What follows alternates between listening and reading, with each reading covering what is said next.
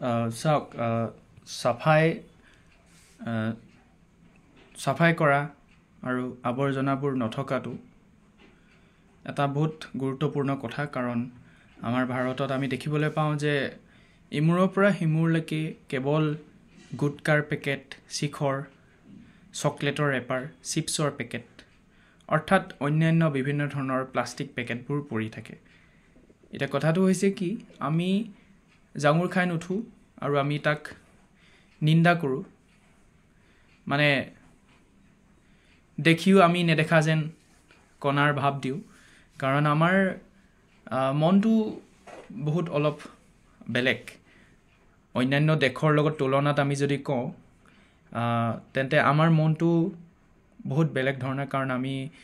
কেতিয়াও গুৰুত্ব নিদিওঁ সেইটোৰ ওপৰত কাৰণ জাবৰ আৱৰ্জনা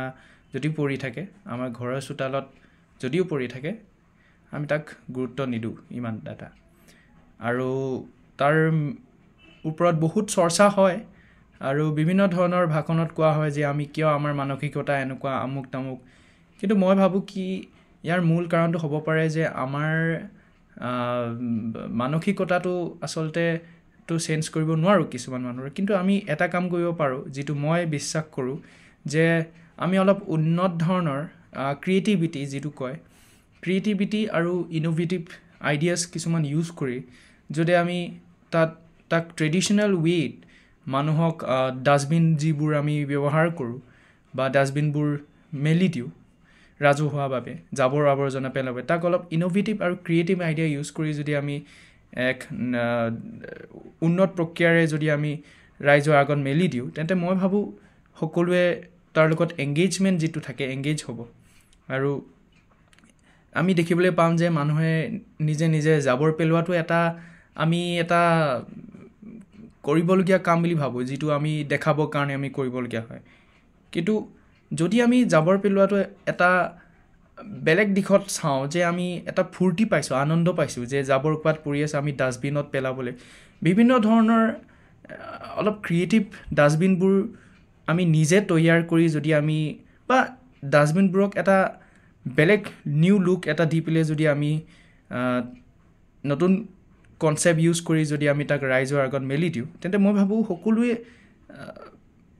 ভাল পাব ডাষ্টবিন ইউজ কৰিবলৈ সেইকাৰণে মই এইটো তৈয়াৰ কৰিছোঁ মোৰ ঘৰতে যিকেইটা হৈছে দুটা নৰ্মেল বিন থাকে লাৰ্জ ডাষ্টবিন আছে সৰু ডাষ্টবিন আছে এই ডাষ্টবিন দুটা মই ধুনীয়াকৈ ক্ৰিয়েটিভ আৰ্ট আঁকি দিওঁ ছাইডত লগতে বিন বেগ ইয়াত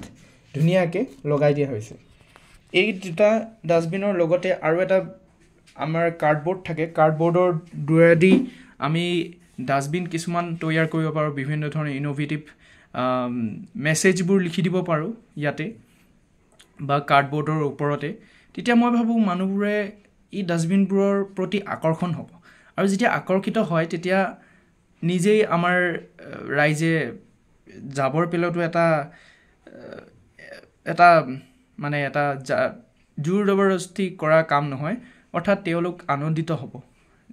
এংগেজ হ'বলৈ এই ডাষ্টবিনবোৰক কাৰণ ডাষ্টবিনবোৰত বিভিন্ন ধৰণৰ আৰ্ট আৰু মেছেজবোৰ যদি থাকে তো মই ভাবোঁ এনেকুৱা ধৰণৰ আইডিয়া ইনোভেটিভ আইডিয়া সকলোৱে যদি ষ্টাৰ্ট কৰে ইউজ কৰিবলৈ আৰু অলপ ইনোভেটিভ লুকছ দিয়ে যিমান ডাষ্টবিন আছে আমাৰ ৰাষ্ট্ৰত আমাৰ ৰাজ্যত আমাৰ দেশত তেন্তে মই ভাবোঁ সঁচাকৈ এটা চেঞ্জ আহিব আৰু সেইটোৱে মই আশা কৰোঁ কি প্ৰয়োজন দৰকাৰ ইতিমধ্যে গতিকে মই ভাবোঁ এনেকুৱা ধৰণৰ যদি ইনোভেটিভ আইডিয়া সকলোৱে যদি নানা ধৰণৰ ক্ৰিয়েটিভ আইডিয়াছবোৰ ইউজ কৰে তেন্তে মই ভাবোঁ ডাষ্টবিনৰ বা আৱৰ্জনা বা চাফ চিকুণ ৰখাটো এটা ডাঙৰ পৰিস্থিতি নহ'ব আৰু তাৰ সমাধান নিশ্চয় আহিব কাৰণ মানুহবোৰ যিমান বেছি এংগেজ হ'ব এই ডাষ্টবিনৰ প্ৰতি আকৰ্ষিত হ'ব সিমানেই আমি দেখিবলৈ পাম যে পেকেট বা জাবৰ আৱৰ্জনা যদি পৰি থাকে মানুহবোৰে পেলাবলৈ ইমান এটা আমি দেখিবলৈ নাপাম যিহেতু আকৰ্ষিত হ'ব গতিকে মই ভাবোঁ এনেকৈ সকলোৱে নানা ধৰণৰ ক্ৰিয়েটিভ আইডিয়াছ ইউজ কৰিব পাৰে আৰু এই ভিডিঅ'টো দি মই সেইটোৱেই এই মাধ্যম যোগেদি মই সেইটোৱেই এটা মেছেজ দিব বিচাৰোঁ যে সকলোৱে এনেকুৱা ধৰণৰ ক্ৰিয়েটিভ আইডিয়াছ ইউজ কৰিব পাৰে গতিকে সেয়াই আছিল আশা কৰোঁ সকলোৱে ক্ৰিয়েটিভ আইডিয়াছ ইউজ কৰে ধন্যবাদ